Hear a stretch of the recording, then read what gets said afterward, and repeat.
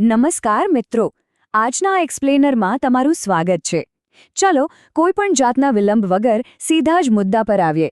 આજે આપણે ગુજરાત રાજ્યના કર્મચારીઓ માટે નાણાં વિભાગ દ્વારા જાહેર કરાયેલા નવા ડીએનએસ અલાવન્સ એટલે કે મોંઘવારી ભથ્થાના વધારા વિશે વિગતવાર વાત કરવાના છીએ. આ એક એવો મોટો નિર્ણય છે જેની સીધી અને સકારાત્મક અસર રાજ્યના લાખો કર્મચારીઓ અને પેન્શનરો પર પડવાની છે. આજે આપણે 5 મુખ્ય બાબતો પર નજર કરીશું. નવો ઠરાવ શું છે, જૂના અને નવા દરો વચ્ચેનો તફાવત કેટલો છે, આનો લાભ કોને મળશે, એરિયર્સ ક્યારે ચૂકવાશે અને છેલ્લે ગણતરીના કેટલાક મહત્વના નિયમો. તો ચાલો સૌથી પહેલા વાત કરીએ આ નવા ડીએ રિઝોલ્યુશનની એટલે કે નવા ઠરાવની. તમે અહીં સ્ક્રીન પર જે જોઈ રહ્યા છો તે છે ગાંધીનગરના નાણાં વિભાગનો સત્તાવાર પરિપત્ર. 4 મે 2026ના રોજ બહાર પડેલો આ એ જ અસલ દસ્તાવેજ છે જેના આધારે આપણે આખી ચર્ચા કરવાના છીએ. ટૂંકમાં કહીએ તો છઠ્ઠા પગાર પંચ મુજબ પગાર મેળવતા કર્મચારીઓ માટે આ એક ખુશખબર લઈને આવ્યો છે. હવે આગળ વધીએ આપણા બીજા અને કદાચ સૌથી રસપ્રદ મુદ્દા તરફ, જૂના વિરુદ્ધ નવા દરો. હવે આ જુઓ, આ વધારો ખરેખર જંગી છે. છઠ્ઠા પગાર પંચ હેઠળ અત્યાર સુધી બેઝિક પગારના 239% જેટલું મોંઘવારી ભથ્થું મળતું હતું, રાઈટ? હવે તે સીધું જ ઉછળીને 296% થઈ ગયું છે.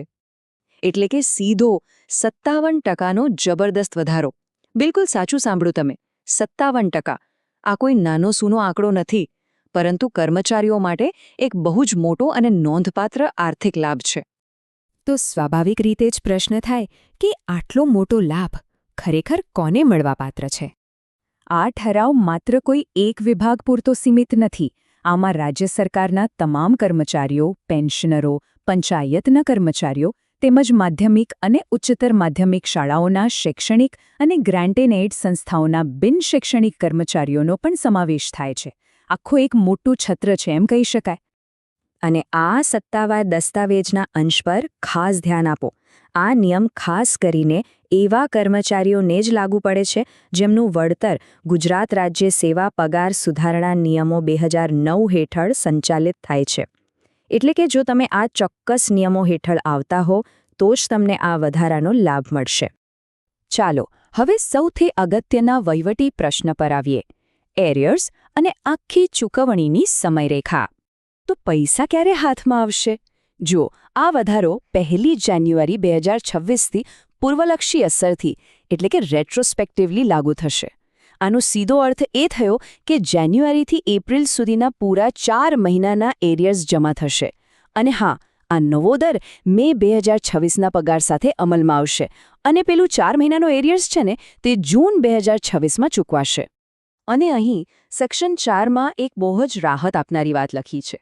આ 4 મહિનાના તફાવતની જે પણ રકમ થાય છે તે જૂન મહિનામાં એક જ લમસમ અમાઉન્ટ તરીકે ચૂકવી દેવામાં આવશે. મતલબ કે કોઈ નાના હપ્તાની ઝંઝટ નહીં, સીધી એક જ વારમાં આખી ચૂકવણી. હવે ચર્ચાના અંતિમ ચરણ તરફ આગળ વધીએ, ગણતરીના કેટલાક મહત્વના નિયમો. ગણતરીમાં એકરૂપતા જાળવવા માટે રાજ્ય સરકારે બહુ સરળ અને કડક રાઉન્ડિંગ નિયમ રાખ્યો છે. જો ગણતરી કરતા રકમમાં 50 પૈસા કે તેથી વધુ આવે તો તેને પૂરા ₹1 તરીકે ગણવામાં આવશે. પણ જો રકમ 50 પૈસાથી ઓછી હોય તો તેને સંપૂર્ણપણે અવગણવામાં આવશે. એકદમ ક્લિયર કટ ગણતરી. આ ઉપરાંત એક ખાસ નોંધ, એવા કર્મચારીઓ માટે જેઓ નોન પ્રેક્ટિસિંગ અલાઉન્સ એટલે કે NPA મેળવે છે, તેમના માટે આ ડીએની ગણતરી અગાઉના એટલે કે નાણાં વિભાગના 2010થી 2012ના જે જૂના ઠરાવો છે તેના આધારે જ કરવામાં આવશે. તેમના માટે આ એક અલગ જોગવાઈ છે. અને છેલ્લે જરા આ લિસ્ટ જુઓ. આ વિતરણ યાદી કેટલી વિશાળ છે. રાજ્યપાલશ્રીના સચિવાલયથી માંડીને મુખ્યમંત્રીશ્રીની ઓફિસ અને છેવાડાના સ્થાનિક તિજોરી અધિકારીઓ સુધી આ દર્શાવે છે કે આ 57% ડીએ વધારાનો અમલ કરવો એ આખા રાજ્યના વહીવટીતંત્ર માટે કેટલું મોટું અને જટિલ કાર્ય છે. તો મિત્રો, નિયમો અને તારીખો તો હવે એકદમ સ્પષ્ટ છે, પરંતુ જરા વિચારો, જ્યારે જૂન મહિનામાં લાખો કર્મચારીઓના બેંક ખાતામાં આ 57% લેખે 4 મહિનાનું જંગી એરિયર્સ એક સાથે જમા થશે ત્યારે તે ગુજરાતની સ્થાનિક અર્થવ્યવસ્થામાં કેટલો મોટો ઉછાળો લાવશે. આ રોકડ પ્રવાહ ચોક્કસથી બજારોમાં એક નવી જ ઊર્જા ભરી દેશે. આજના એક્સપ્લેનરમાં જોડાવા બદલ તમારો ખૂબ ખૂબ આભાર. આવી જ રસપ્રદ માહિતી માટે જોડાયેલા રહો.